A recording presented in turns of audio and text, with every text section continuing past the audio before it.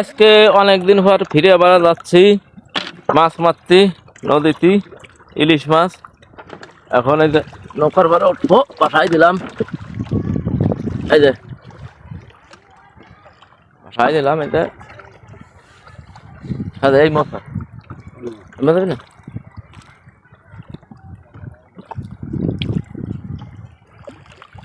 পানি মোটে মাহাতে যায় না, ঠান্ডা না না বাসায় উঠে গেলে তো তলে চলে আইছে সাল করতে।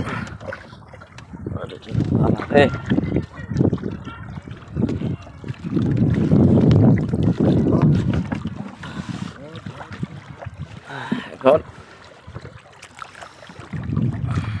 ওই যে মাঝি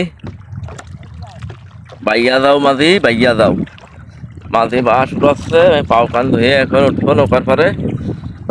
ওই যে মাঝি মাঝি বাইয়া যাও, এখন মাঝি বাস উড়াচ্ছে। ওই যে এলো বিরাট ঝগড়া লাগে, তাড়াতাড়ি তুই ভাই পলাইছে, ঝগড়া আর শুনবো না।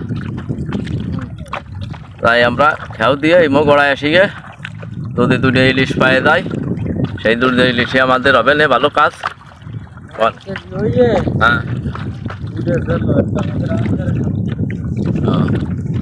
1 কেজি হয়েছিল,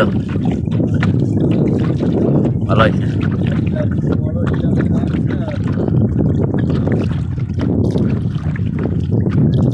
বিসমিল্লাহ।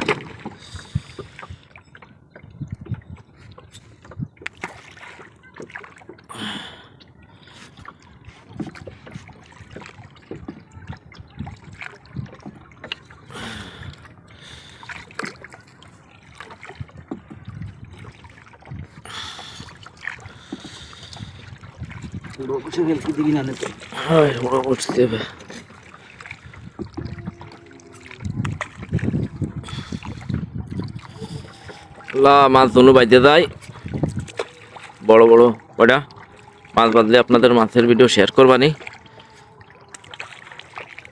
আপনারা মাছের ভিডিও দেখতে পারবেন।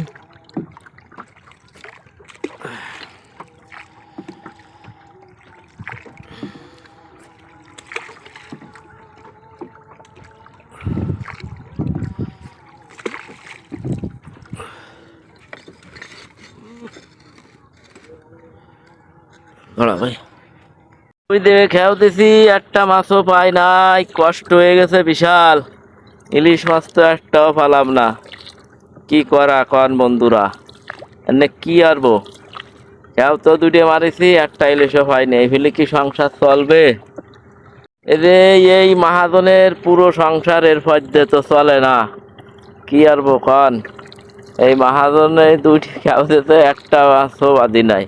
বিটিকের সাথে নেঠা বাদায় আসলে কি মাছ পাওয়া যায় নাকি? ডেলি গাঙ্গে আসার সময় বিটিকের সাথে নেঠা বাদায় আসবে, ঝগড়াইতে আসবে। হ্যাঁ, তালিকার মাছ পাওয়া যাবে? আমি কইছি যে আসার সময় বিটিকের সাথে সুসন্তুষ্ট ভালো একটা সম্পর্ক সৃষ্টি করে তারপরে আসতে মাছ মারতে। তাহলে এলো পাওয়া যায়। আর এলো কালো বোঝে না, না বুঝে তা খালি ঝগড়াই আসে বিটিকের সাথে, এই জন্যই মাছ পাই না।